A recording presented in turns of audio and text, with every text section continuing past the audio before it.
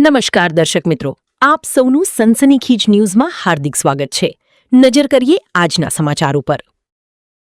વડોદરા જિલ્લા દૂધ ઉત્પાદક સહકારી સંઘ એટલે કે બરોડા ડેરીના આગામી 2.5 વર્ષના વહીવટ માટે આજે પ્રમુખ અને ઉપપ્રમુખની વરણી કરવામાં આવી છે। અંદાજે 1450 કરોડ રૂપિયાના વહીવટ ધરાવતી બરોડા ડેરીમાં ફરી એક વખત રિપીટ થિયરી અપનાવવામાં આવી છે। પ્રમુખ તરીકે દિનુભાઈ પટેલ ઉર્ફે દિનુ મામા અને ઉપપ્રમુખ તરીકે જીબી સોલંકીની સર્વાનુમતે વરણી કરવામાં આવી છે। બરોડા ડેરીના બોર્ડરૂમમાં યોજાયેલી ખાસ બેઠકમાં આ નિર્ણય પર સત્તાવાર મહોર વાગી હતી। ભાજપ પ્રદેશ મોવડી મંડળ દ્વારા મોકલવામાં આવેલો મેન્ડેટ બેઠક દરમિયાન ખોલવામાં આવ્યો હતો। મેન્ડેટ મુજબ પ્રમુખ પદ માટે વડોદરા જિલ્લાના દિનુ મામા જ્યારે ઉપપ્રમુખ પદ માટે છોટાઉદેપુર જિલ્લાના જીબી સોલંકીના નામને મંજૂરી આપવામાં આવી હતી। ત્યારબાદ તમામ પ્રક્રિયા પૂર્ણ કરી બંને હોદ્દેદારોની વરણી જાહેર કરવામાં આવી હતી। બરોડા ડેરીના કુલ 13 ડિરેક્ટરો પૈકી 7 ડિરેક્ટર વડોદરા વિભાગના છે, જ્યારે 6 ડિરેક્ટર છોટાઉદેપુર વિભાગનું પ્રતિનિધિત્વ કરે છે। આ સમીકરણને ધ્યાનમાં રાખીને બંને જિલ્લાઓને પ્રતિનિધિત્વ મળે તે રીતે પ્રમુખ અને ઉપપ્રમુખની પસંદગી કરવામાં આવી હોવાનું માનવામાં આવે છે।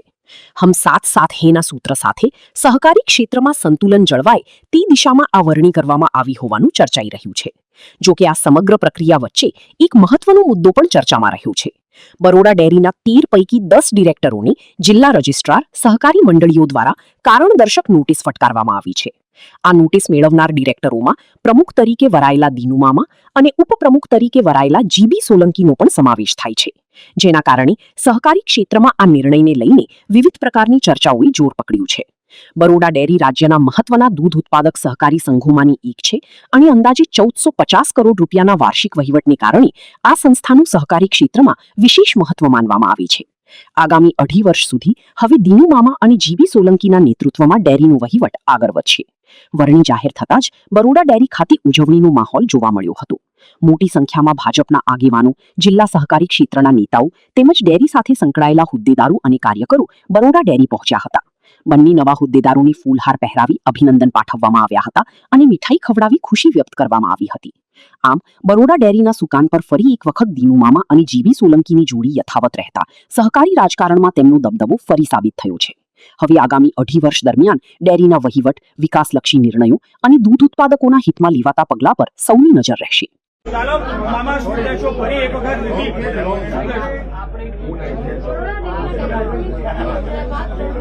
તમે બોલો મામા રિપીટ થાય તો શું છે? મામા રિપીટ બોલો। આપ સૌએ બરોડા ડેરીની ચૂંટણી જોઈ। ચૂંટણીમાં પણ એક તરફી જ રિઝલ્ટ બધે મળ્યા છે। 13 ડિરેક્ટર એકબીજાથી જોડેલા છે, બધાને હાથે રાખીને ચાલેલા છે। ક્યારે કોઈ દૂધ ઉત્પાદક કે દૂધ ઉપભોક્તાઓ ત્યારે અહિત કરવામાં કોઈને રસ ના હોય ત્યારે પાર્ટીએ જે અમારી પર ભરોસો મૂકીને અમને રિપીટ કર્યા તે બધા પાર્ટીના તમામ આગેવાનોનો ખૂબ આભાર માનીએ છીએ। ડેરીના જે ડિરેક્ટરોની મંડળી પર 81ની નોટિસ આપી હતી, એનું શું થશે આગળના દિવસો? એ કાયદાની પ્રક્રિયા પ્રમાણે કાયદો જવાબ આપતો આવ્યો છે, કાયદો કાયમ માટે જવાબ આપે છે। એ વહીવટની અંદર નોટિસ આપલેનો એક જે શિરસ્તો છે એને વધારે મજબૂત કરશું કે જેથી ફરી નોટિસ ના મળે। આજે તમારી વરણી થઈ છે, પણ ધારાસભ્યો નથી દેખાયા, તો આગામી 2.5 વર્ષ ફરી આ જ પ્રક્રિયા રહેશે, વિવાદોથી ઘેરાયેલી ડેરી? એવું કંઈ અમે તો માનતા જ નથી અને દર વખતે ચૂંટણીમાં કઈ કોઈ ધારાસભ્યોની ઈચ્છા હોય તો આવે છે, બાકી આવે બધા એવું તો કંઈ હોતું જ નહીં। પણ અમે બધા ભારતીય જનતા પાર્ટીના કાર્યકરોના આગેવાનો એ અમારી પર જે ભરોસો કરેલો છે ભરોસો મક્કમ રાખશું અને પાર્ટીને ક્યારેય અમારા કોમ વતી નીચું ના ગયેલું પડે એ રીતના કામ કરતા આવ્યા છે અને એ પ્રમાણે કામ કરશું। કોઈ પડકાર મામા? હરી ઈચ્છા બળવાની છે। આ તો નવું છે નહીં, 13 વર્ષથી ચલાવીએ છીએ। આજે મેં નીચે કેટલાક મિત્રોને આપણા મીડિયાને કીધું હતું કે પાર્ટીનો જેનો આદેશ આવશે, મેન્ડેટ આવશે, એને અમે સ્વીકારવાના છે। 13 ડિરેક્ટરોએ આગેવાનો સામે એમની જે લાગણી હતી એ લાગણીને પાર્ટીએ માન આપ્યું છે, એ બદલ બધાનો આભાર માનું। તમારા બધાને આભાર માનું છું। ધક્કામુક્કી ના કરો, પડાપડી ના કરો અને હારા કોમ મેં બધા ભેગા રહી સાચાને મદદ કરો। કહેશો ફરી એક વખત રિપીટ થિયરી શું કહેશો? ફરી એક વખત રિપીટ થિયરી તો ફરી એક વખત અમારી પણ કામ કરવાની જે થિયરી છે એ અમે પણ રિપીટ કરીશું. ધારાસભ્યો નારાજ છે, આયા નથી કોઈ ધારાસભ્ય, ઘણા બધા ધારાસભ્યો એવા છે કે જેને ધારાસભ્યો નારાજ નથી, પણ ચૂંટણીની તારીખ નક્કી થાય તો ડિરેક્ટરોએ હાજર રહેવું જોઈએ અને ગાંધીનગરમાં મિટિંગ હોય અને જરૂરી મિટિંગ હોય ત્યારે ધારાસભ્યશ્રીઓ સિવાય ગાંધીનગર પણ હાજર રહેવું પડે. મારા પર ફોન આવી ગયા બધાના, બધા બોર્ડની સાથે છે, કોઈ નારાજ નથી. બાપુ હવે દિલ્હીનો વિકાસ કેવી રીતે આગળ વધશે? અત્યાર સુધી તો સારો ચાલતો પરંતુ હજુ શું નવું શું બસ અમારા પર આક્ષેપો તમે જે કહો છો એ આક્ષેપોના જે પથ્થરો ફેંકવામાં આવે છે એ અમે બધા ભેગા કરી રાખ્યા છે. હવે એ જ પથ્થરોના પગથિયા બનાવીશું અને બરોડા ડેરીને ઉપર લઈ જવાનો પ્રયત્ન કરીશું. નોટિસ પણ આપવા જે મળી છે, નોટિસ કેવી રીતે કાયદાકીય કેવી રીતે આગળ? નોટિસ જે મળી છે એ નોટિસ ઓડિટ પ્રક્રિયાનો એક ભાગ છે.